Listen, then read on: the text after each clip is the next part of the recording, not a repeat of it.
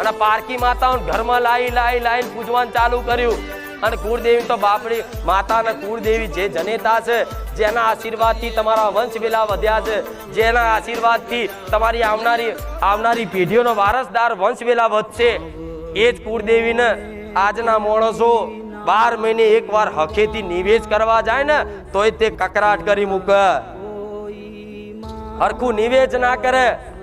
અને નિવેશ કરે ને તો એમ થા જાણે કે એક નિવેશ કરવાની એક મજબૂરી હોય, ડરના માર્યા કે નિવેશ નહીં કરીએ તો માતા નડશે, પણ પ્રેમ ભાવથી આજ કોઈ માતા નિવેશ આલતું